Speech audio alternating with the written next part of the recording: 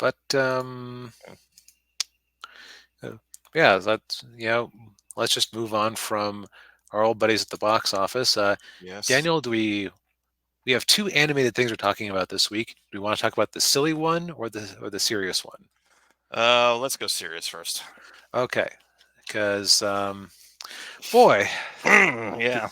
this okay. So I was starting to think that the first few episodes of X-Men '97 were a fluke, and we're going to get this kind of uninspired, on fast forward slop going forward. And I guess we can't have nice things. Yeah. Boy, this episode came out of left field for me. Yes, yes, me too. Yeah. Yeah, Ninja, the show's got guts. Um, Yeah, if only because we didn't even get. I was expecting part two of that that Storm and Forge story.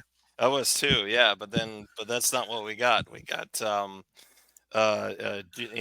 follow up with Geonosia becoming a part of the UN or being recognized as a country by the UN. We had we've got Magneto, Rogue, and Gambit going to Genosha to celebrate this, and it's there that that Magneto is asked to be the leader of Genosha. Yep, with eh, and we get to see the resolution of the Rogue Magneto Gambit love triangle. Yeah. And weirdly enough, almost a callback to the X-Men gala that they've been doing the last few years on the during the Krakoan era. Yeah, the what But was it? The Hellfire Gala. Hellfire Gala, that's it. Yeah. Only handled well. Yeah, yes. Yeah, and then we got to see some returning characters there as well. Malin Pryor shows up, which we're expecting to see her again so soon. Nope. Yeah, We got to see Nightcrawler. yeah, Nightcrawler, that was cool. Yeah, because he was kind of underutilized in the old show. Right. I think the reason for that was that um, so if you got your introduction to X-Men from the '90s cartoon, you kind of missed that there were like these big elements of the Chris Claremont X-Men stable, specifically Colossus, Kitty Pryde, and Nightcrawler, Yeah.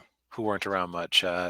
Colossus, I forget what he was doing in the early '90s, but I know that Kitty and Nightcrawler were on a European-based team called Excalibur, which is why they weren't in the Jim Lee stuff they were adapting. Okay. Yeah, they'd mentioned, yeah, in the episode that he was part of some like faith based Right, he was there like help with the different communities of faith on the island. right. Yeah. But, but Yeah. so it seems to me that there's a couple of angles we can take here. We'll avoid spoilers to start with, and then we'll get into spoiler stuff because, Yeah. oof. Yeah. So non-spoiler stuff. This episode delves into the relationships of the characters quite a bit. Hmm. Outside of dealing with the Rogue Gambit, the Rogue Gambit and Magneto triangle, we also have some elements of the Jean, Madeline Pryor, Scott, Wolverine's love square. Yeah. Because poor Cyclops is just he's getting more shine in this than he did in any of the previous versions, but Hmm. shine means suffering for soap opera superheroes like the X-Men are. Yeah. Yeah. Yeah. Cyclops. He can't seem to do anything right. Right. Well, he's in a weird situation. Like the woman that he married turned out to not be the woman that he married, Hmm. or trying not be the woman who he thought he was, and so she left. But they had a kid, and that kid is now in the future, Right. and and then he runs into Madeline again on the mutant island. Yes. Yeah. Oh, that's right. Emma Frost showed up. Yeah. That's. But yeah, at least better than Cyclops. Yeah. Yeah. That man, okay, I know that people love that run of X-Men, but I am not a Grant Morrison guy at all. I used to like that X-Men run, but the more I think about it, every time I hear about something that happened in it, it's like, yeah, that was stupid. Yeah. I mean, that was stupid. Yeah. Uh, did you know that in that one, they had Beast regress from being an ape person to being a cat person, sort of, which is kind of like he had like a lion's muzzle and stuff. Oh, Um, jeez. and he actually was using a kitty litter box in his lab, No. No. which a No. villain made fun of him for. Yeah. And you know what? I'm sorry.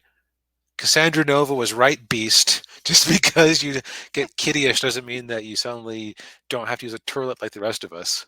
Yeah. And yeah, oh yeah, and yeah, Ninja brings a good point. He didn't know when the love of his life got switched. Yeah. Right. That's what's got to be so terrible for him. Is has it been 3 months? Has it been okay? Actually, we know it was at least 9 months because pregnancy happened. Yeah. But how many years was it? Hmm.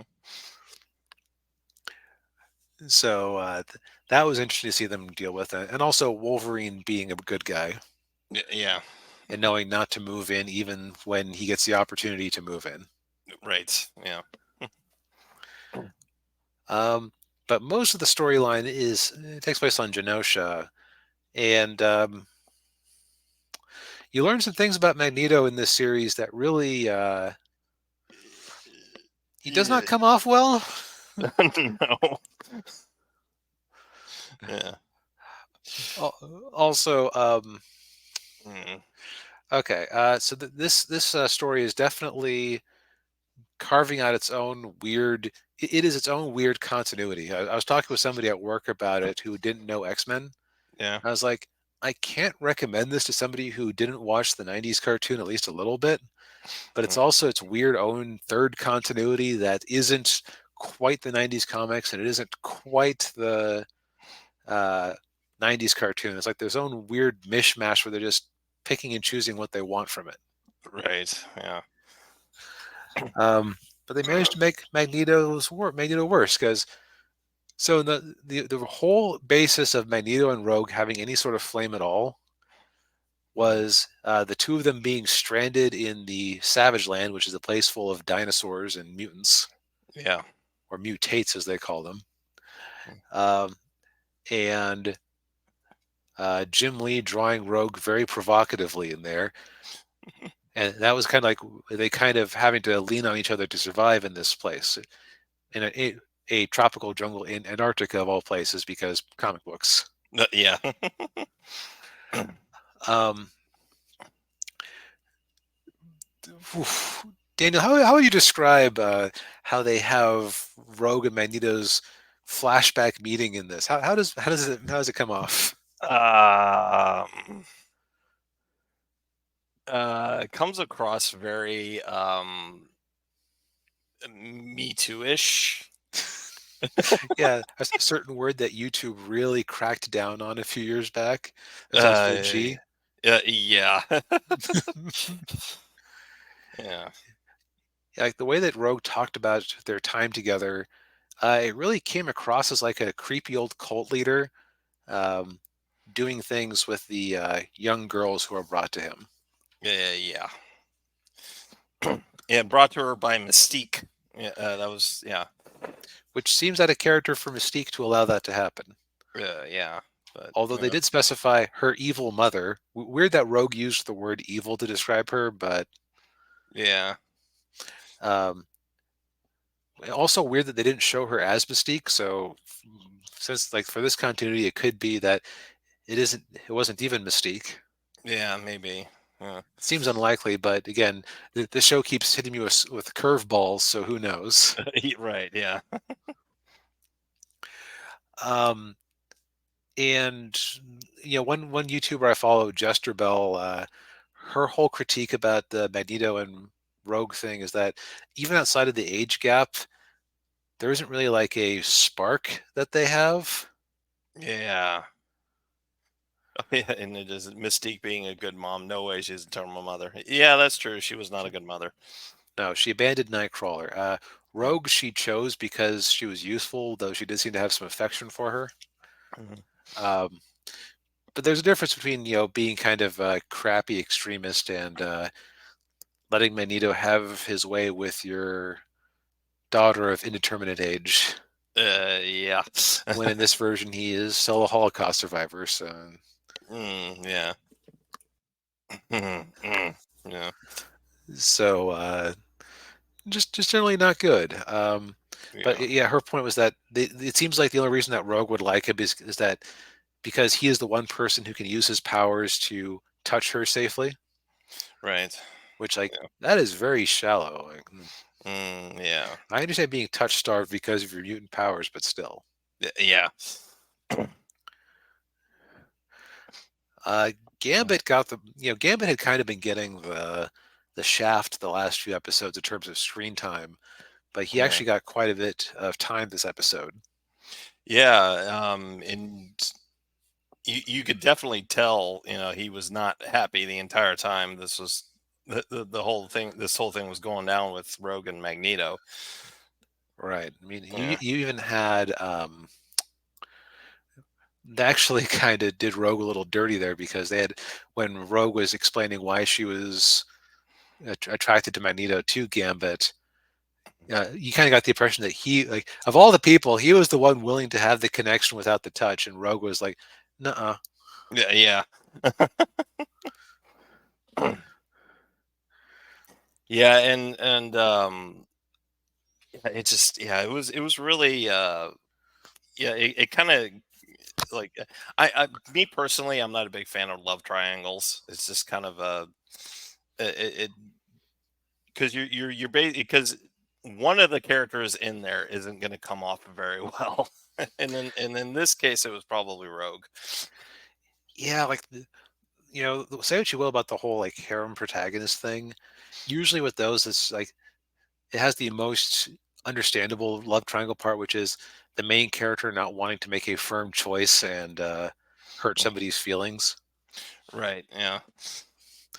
Here, it's very clear that yeah, you're right. Like there is no way to have a love. Actually, no, the love triangle between Wolverine, Jean, and Scott Mm, is probably the best case scenario for it, where it's like there's an unrequited love that Wolverine has for Jean that just can't be, yeah, and he knows that it can't be, but he still has an affection for her and cares for her. So it's yeah, that's probably about your best case scenario.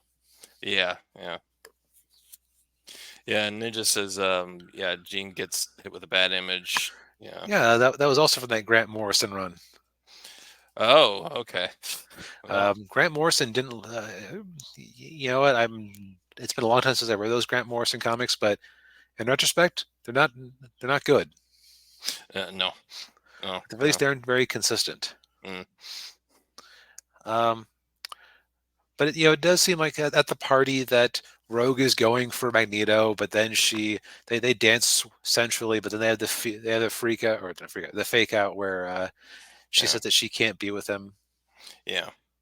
Yeah, because they Magneto wants her to basically marry him to be like be his queen. be his queen. Yeah, because she's a member of the X-Men, and it looks better if because having Magneto running Genosha, a former bad guy, wasn't a very good look. No, so having an ex-woman at his side uh, was a good look for him. Yes. Yeah. Although nothing else about this was a good look for Magneto. Like No, he nothing. got a lot of shine in episode 2, but dang, that's Yeah. Yeah. Yeah. not Yeesh. good for him. Hey, No. and that's where the non-spoiler part of the review of the actual storyline can end. No. Um, Now, as far as like a production standpoint, there are times where the animation is a bit herky-jerky for my taste. Like I don't like dropped frames, Yeah. but they definitely were saving their effort for like the action scenes were gorgeous. Hmm. Yes. Uh, Yeah. They continue their fun with using the powers in creative ways. Like in one scene, they're being attacked and they're going like Gambit's gotten a motorcycle and he's going along, and Rogue picks up a large object to shield them after she notices that he almost gets shot a few times. Yeah. Yeah. Um, Nightcrawler, as he's moving around and teleporting around, is that's just beautifully animated. The effects are amazing. Yeah, yeah. I was. Yeah, I was really surprised by that when I saw it. I went, wow, they did a really good job with him. Yeah. Yeah, like actually, yeah, Nightcrawler comes off well as a character. He feels like himself. Yeah, like aside from Magneto being kind of pervy and Rogue being kind of there, There, yeah. it's probably the nicest way to put it. Because like, the thing is that Rogue is like while she has her insecurities, Rogue I see as being a much more dynamic character than that. Yeah. Her being kind of the will they, won't they love triangle pivot point isn't it isn't a natural place for her. No, it isn't. Yeah.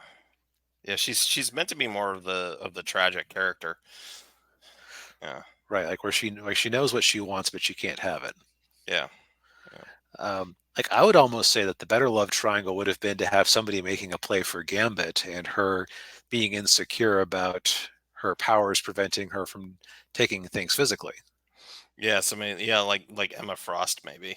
Yeah. Like Emma Frost making a play for Gambit, and but you can only really maintain that for an episode because they have oh shit, you're the only girl for Gambit. Oh, yeah. Yeah, yeah. Um, but yeah, production standpoint, again, characterization, most of the characters come off well. You got Magneto, old pervert, rogue, kind of indecisive, and that hasn't been fixed so far this show. No, no, it hasn't. She did make a decision at the end, but we'll get into the outcome of that now. Spoiler alert. Spoiler, spoiler, spoiler, spoiler. So, thank you, YouTube, for informing me that the Critique Corner podcast is going. And we wonder why our numbers are down. Yeah. But okay, so speaking of Grant Morrison, they adopted one of his early runs from his X-Men cartoon run, or early stories from his X-Men run. Uh, I forget the name of the storyline because it's been 20 years since I read it. But basically, a giant three-headed sentinel shows up and starts slaughtering Genosians. Yeah. Yeah, so uh yeah, they're all at the gala, and then Malin Pryor's there, and then she gets a visit from Cable, who shows up from the future. uh, And yeah, Trying ineffectually to stop to get everybody to run away to stop the attack.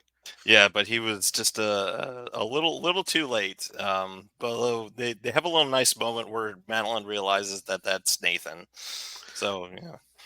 Oh, well, congratulations, future Trunks from Dragon Ball. You are no longer the least effectual time traveler in fiction. Yeah. Well done. We have a new floor, Yeah. which Daniel won't get that ninja might. Yeah. But Yeah. Yeah. anyway, um, yeah. So huge, awesome, awful battle scene Yeah. as the mutants are being massacred. Yeah, and they were not pulling any punches either. No, people were just being vaporized left and right. Yeah. Lots of blood. Yeah, and so then you had a situation where the oh, what were they called? The Morlocks. Morlocks, thank you. Yeah, the Morlocks get in trouble, and then they have to go save them, and then uh,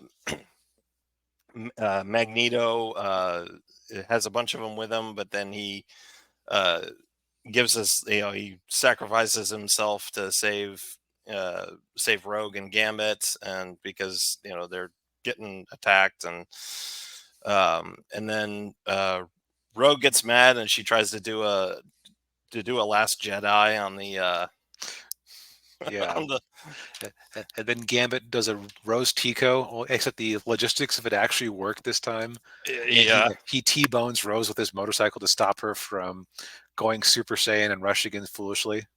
Yes. Yeah, and then Gambit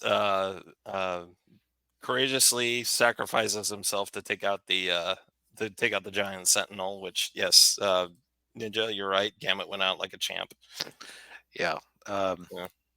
he gets run through, and the Sentinel pulls him up to look at him, and he proceeds to charge at the Sentinel's or potential energy and turns it into kinetic energy, destroying the Sentinel, Yeah. pulling off what Magneto couldn't.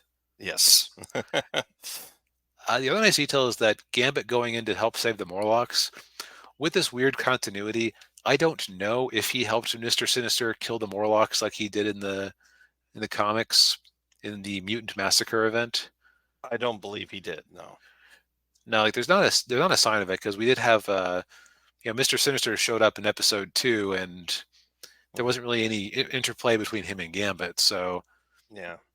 but if that is in his past, okay, it's one of those things where it's like these people know the continuity so well that just choosing the Morlocks as being the people for Gambit to go save when it's an episode about him feeling like he has to redeem himself or something is appropriate. Yeah. Yeah, Ninja says his theory for the later plot point is that Gambit will be revived by Mr. Sinister or Apocalypse and become a new horseman. That's very possible. I mean, Mr. Sinister's thing with his hounds, as they called them, Hmm. was that he would just clone new ones when one died.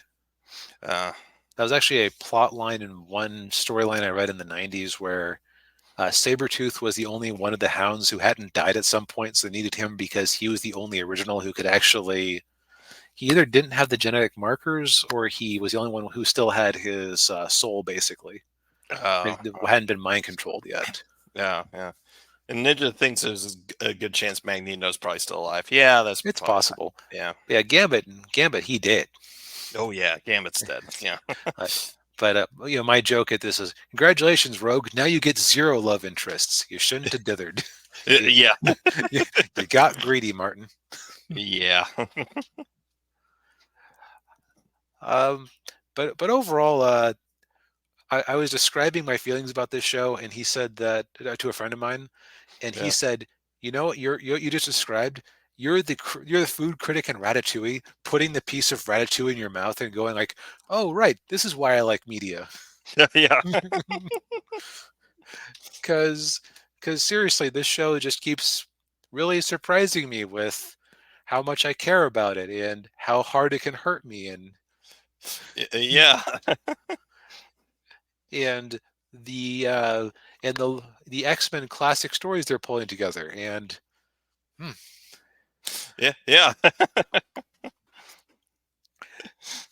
it's like I'm enjoying superhero media and looking forward to more episodes and curious about what will happen next and not watching it out of a weird sense of obligation to keep up with it to talk with other people about it.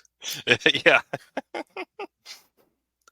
Yeah. Yeah. I haven't felt this way about a TV show since probably 24. So that's been a long Well, time. yeah, that's a long time for you. Yeah. Right, and it's different than with a lot of anime and manga because usually, if unless you're watching a show that's being simulcast, you can go and find out what happened very easily. This is being released week to week, and so there's a lot of this could go anywhere. Yeah. This could go anywhere, really. Oh yeah. Yeah. Yeah. Yeah. Yeah. Ninja says the name is Gamut. Remember it all over Twitter with the Gamut art. Yeah. Oh yeah, no, Gambit was amazing this episode. This was just a Yeah. great episode. I Yeah. am so glad that I was wrong because I thought that okay, they shot their load. This Yeah. stupid stuff with Jubilee and Sunspot, and Yeah. that's gonna be what we deal with from now on. So Yeah. gonna Yeah. have to accept we got 3 good episodes, which is more than I got out of WandaVision. So. Yeah.